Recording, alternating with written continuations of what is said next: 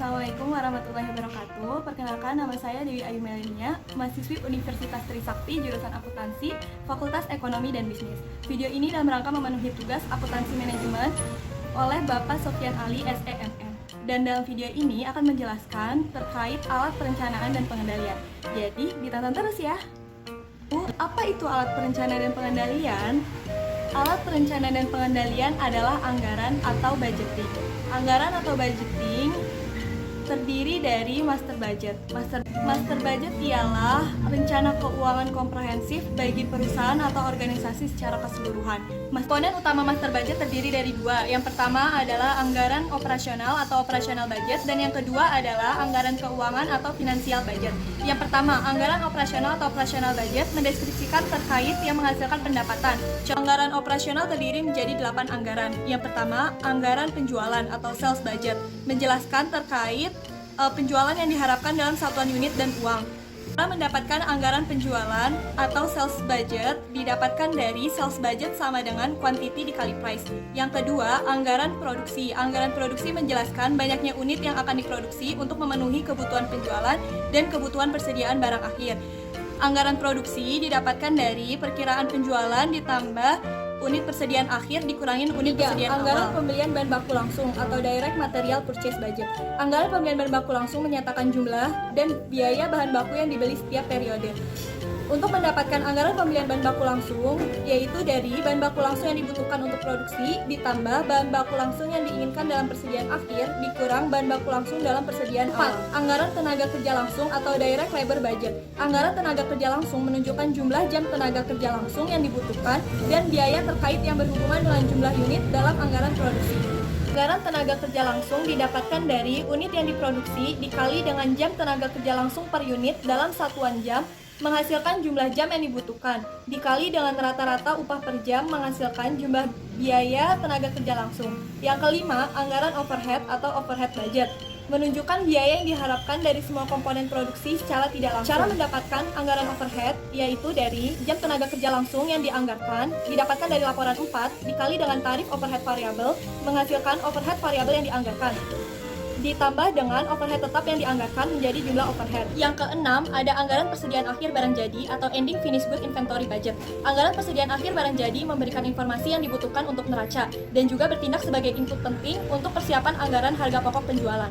Anggaran persediaan akhir barang jadi didapatkan dari jumlah biaya per unit. Jumlah biaya per unit ini didapat dari perhitungan biaya per unit, yaitu bahan baku langsung dan tenaga kerja langsung, ditambah dengan biaya overhead, yaitu biaya variabel dan biaya tetap.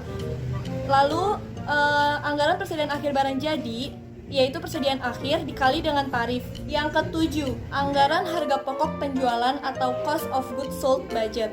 Anggaran harga pokok penjualan mengungkapkan harga yang diharapkan untuk barang yang akan dijual. Anggaran harga pokok penjualan atau yang biasa kita sebut dengan COGS didapatkan dari total dari bahan baku langsung, tenaga kerja langsung, dan overhead menjadi harga pokok produksi yang dianggarkan. Selanjutnya, harga pokok produksi yang dianggarkan ditambah dengan persediaan barang jadi awal menjadi barang yang tersedia untuk dijual.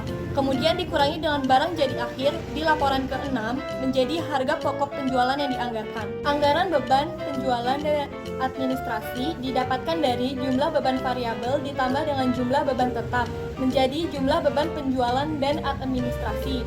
Laporan laba rugi yang dianggarkan didapatkan dari penjualan pada laporan 1 dikurangi harga pokok penjualan pada laporan 7 menghasilkan margin kotor.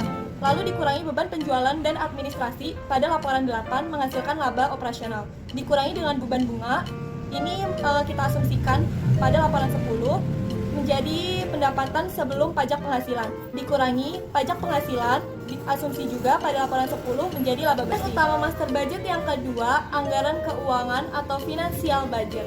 Anggaran keuangan atau financial budget merinci aliran masuk dan keluar kas serta posisi keuangan secara umum. Financial budget terdiri menjadi 3, tetapi yang kita pelajari hanya 2. Yang pertama cash budget atau anggaran kas, dan yang kedua budgeted balance sheet atau anggaran neraca. Budget terdiri dari saldo awal kas ditambah dengan penjualan tunai dan collection menjadi total kas, dikurangi dengan pembayaran-pembayaran seperti bahan baku langsung, tenaga kerja langsung, overhead, dan lain-lain. Untuk pembayaran itu kita total menjadi total pembayaran. Lalu total kas dikurangi dengan total pembayaran menjadi excess deficiency of cash available over need. Kemudian kita tambah dengan total financing menjadi saldo akhir kas. Yang terakhir ada budgeted balance sheet. Budgeted balance sheet terdiri dari total aset, total liability, dan total ekuitas. Total liability dan total ekuitas harus balance dengan total aset. Jadi, manfaat dari anggaran operasional dan anggaran keuangan. Anggaran operasional adalah untuk mengetahui perkiraan laporan laba rugi, sedangkan anggaran keuangan yaitu untuk merinci aliran masuk dan keluar kas dan untuk mengetahui laporan posisi keuangan secara umum.